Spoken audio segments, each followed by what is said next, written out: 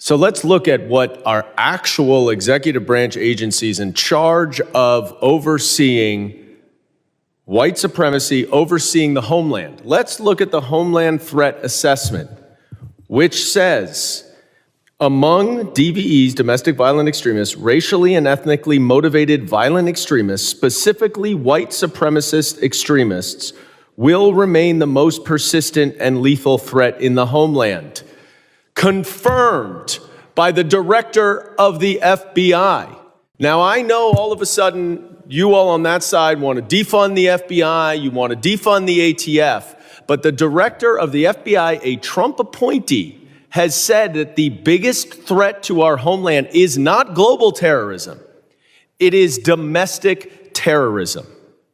And we have these witnesses up here who are trying to tell us, and Mr. Erickson, in his opening statement, let me just point this out. This is the big example that we need to be so worried about, because in Atlanta, apparently, there were 23 individuals arrested for crimes ranging from vandalism to assault. You're a fucking idiot. We have 650 people who are murdered in mass shootings every single year. Almost 2 per day mass shootings. Sorry, 600 mass shootings, far more people. And we're supposed to be talking here about vandalism. Give me a break. You're a fucking idiot. You can't sit here, Mr. Erickson. You were an employee of the Department of Homeland Security, and I want to get to that in a minute. You can't even acknowledge what your own agency said, that the biggest domestic terror threat is white nationalism, white supremacy. You're trying to get us, gaslight us up here as if Antifa, which Mr. Rosas, apparently the expert now in organized terrorist activity, has overruled the FBI director who says, there's a headline, says Antifa is an ideology, not an organization. No. Let's not listen to the FBI director. Let's listen to, sorry, what's your title? Senior writer at Town Hall, who is going to tell us that the FBI director is wrong. And I'd like to introduce, there's no question.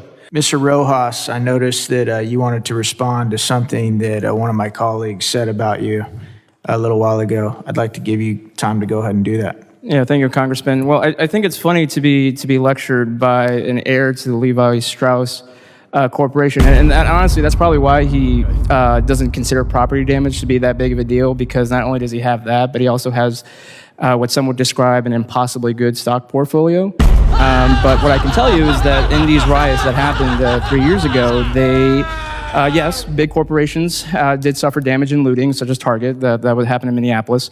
But a lot of the businesses, they were small businesses.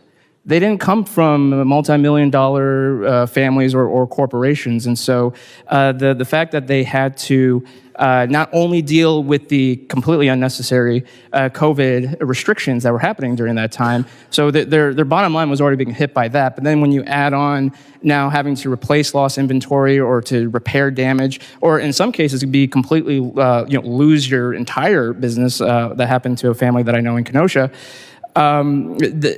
When you take, you're taking away people's ability to live, to livelihood. A friend of mine said that taking away someone's job like that is just a baby step away from murdering them, because how else are they supposed to support themselves? I'm not going to issue that. So I think it was absolutely disgraceful for Congressman Goldman to try to just denigrate my title, because it's not just a title. I've earned it because I was there chewing the dirt in these dangerous situations. I didn't see him in any of those places. I was there in New York, covering New York City, covering some pretty violent protests there. And I'm also not just a writer, but I served honorably in the Marine Corps Reserves, and I was very proud of that. And so that's just typical elitist thinking, and that's why a lot of people hate Washington, D.C., and honestly, I don't blame them.